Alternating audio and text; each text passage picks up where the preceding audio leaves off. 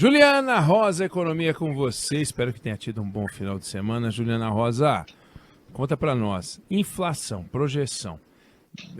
Está começando a pintar um número melhor, mais baixo do que o que se imaginava. Para o ano, isso é uma boa notícia, até porque a gente sabe quais são as consequências. Eu queria te ouvir. O que a gente deve achar? Qual é a expectativa que a gente deve ter? Juliana Rosa, boa tarde. Tudo bom, Eneg? Boa tarde para você, para o Fábio, aí, boa tarde para o nosso ouvinte. A gente começa a semana com projeções melhores da nossa economia, com perspectiva menor de inflação e melhor para o crescimento. Aquele relatório que o Banco Central divulga toda segunda-feira, o relatório Focus, com as projeções do mercado financeiro, mostram que a previsão de inflação cai abaixo dos 6% para esse ano, fica em 5,8%, e para o ano que vem cai também para 4,13%. O PIB também foi revisto para cima, ao invés de 1% na média, previsão 1,2%. Embora a gente já tenha comentado na semana passada que já tem várias previsões já caminhando para perto dos 2% de crescimento, que é uma grande diferença em relação às previsões iniciais, que eram de um crescimento abaixo de 1%. No caso da inflação, essas previsões caem principalmente por conta da redução de combustíveis. Na semana passada, a Petrobras anunciou queda de gasolina, diesel, gás de cozinha, e ficou até parecendo que era uma queda proporcionada pela mudança na política de preços. Só que não, a queda de combustível tem a ver ainda com os ingredientes da política anterior, que era petróleo, que caiu, e dólar também. Então, você já tinha condições, porque havia já um espaço na comparação com preços internacionais para os preços aqui no Brasil também baixarem. Se vai ter reduções adicionais por conta da mudança na política de preços da Petrobras, a gente precisa acompanhar, porque, como a gente já conversou também, o Eneg não está claro ainda como é que vai funcionar na prática essa nova política de preços da Petrobras. Alimentos também estão contribuindo para a queda de inflação, essa é uma ótima notícia, porque gasto com alimentação pesa mais ainda no orçamento das famílias de baixa renda. A gente está tendo uma boa safra agrícola, a agricultura pode crescer 15% no primeiro trimestre em relação aos primeiros 3 meses do ano passado. É um desempenho realmente muito forte, uma oferta grande de alimentos, e o mundo também crescendo mais devagar. A gente vê preços internacionais também comportados, mais em patamares menores. Então, a gente tem aí uma conjuntura boa que contribui aí para o alívio da inflação. No caso do crescimento, a gente conversou aqui na semana passada que uma série de indicadores já vinham mostrando que a economia brasileira está resiliente. A gente vai crescer menos esse ano do que no ano passado, mas não vai ser uma queda abrupta. Ano passado a gente cresceu 3%, esse ano a previsão é que ia crescer menos de 1%.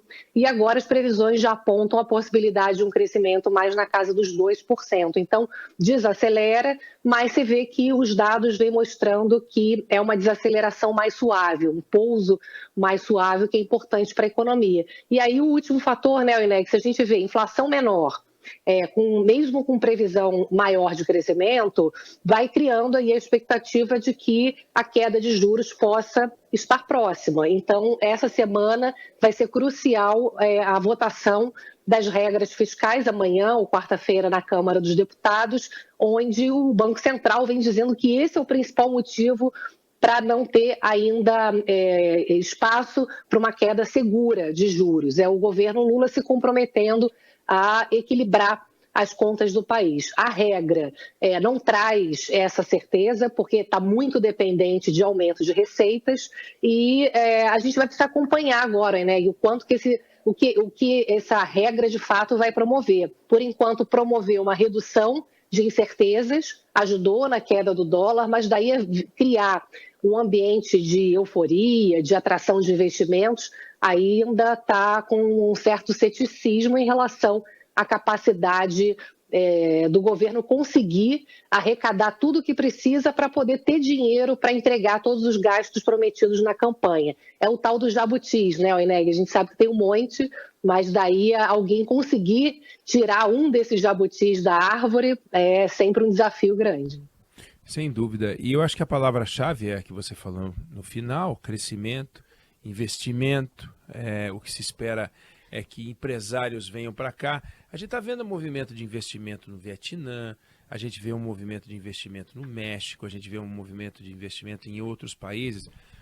Está havendo hoje em dia uma preocupação das empresas de trazerem para o continente a produção que é feita no Oriente Médio para não ficar dependendo da China, para fugir de problemas tipo Ucrânia e Rússia, e aí eles vêm para cá. Mas o para cá não é aqui para o Brasil, o para cá é aqui pertinho, e por enquanto México fazendo sucesso. Agora, você vai olhar, a criminalidade do México é alta, a instabilidade jurídica no México também não é lá essas coisas, mas tem um conjunto de predicados que faz o empresário ficar mais à vontade para investir no México do que para investir no Brasil. Formação de mão de obra, treinamento, capacitação, escolaridade, produtividade, infraestrutura, condições para trabalhar, enfim, acho que deve ter um conjunto grande que faz as pessoas irem para lá. Esse dinheiro, Juliana, a gente consegue abiscoitar só com redução de taxa de juros, porque a taxa de juros está 13,75, se ela for para 12,50, que é uma barbaridade de taxa de juro alta, terá baixado muito, né? Porque baixaram 1,25, então as pessoas, o juro caiu ao menor patamar desde 2064, aquelas coisas malucas que às vezes a gente vê e fala, mas tá caro igual. Você enxerga que a gente pode ter um ganho com a redução dos juros, por exemplo, ou para que a gente possa festejar o que você quer festejar e anunciar, que é uma chegada, como a gente já viveu no passado, de empresas, a gente precisa de mais coisas, Juliana? Eu acho que o ambiente melhorou e conversando com analistas de bancos internacionais, eles me dizem também que o olhar, inclusive de investidores aqui para o Brasil, melhorou, porque você tem uma perspectiva mais favorável de proteção ambiental, que é um valor inegociável hoje para investimentos, e também o que se temia era que não houvesse algum tipo de controle dos gastos públicos, porque o governo Lula começou com um discurso puxando ali muito a corda e havia um temor de que não houvesse algum controle para poder entregar todas as promessas de aumento de gasto. Então, por enquanto, Ineg, eu acho que a percepção é um pouco avançou, melhorou, você tem uma regra que inclusive foi aperfeiçoada no Congresso em relação ao que o Ministério da Fazenda entregou, né, com gatilhos ali, caso as receitas decepcionem, vai poder segurar gastos. Ao mesmo tempo, o tal dos jabutis não está muito claro o quanto que, de fato, eles vão conseguir retirar privilégios para conseguir ter o dinheiro para pagar tudo que eles estão prometendo. Quando a gente olha aqui os jabutis são várias questões de privilégios que, no todo, eles somam mais de 450 bilhões de reais. Só que tem um monte de jabuti que a gente sabe que são imexíveis, que é Zona Franca de Manaus, que é simples, mexer em dinheiro para entidades filantrópicas. Tem umas que são muito difíceis, não são imexíveis, mas bem difíceis de tirar da árvore, como, por exemplo, a desoneração da folha de pagamento.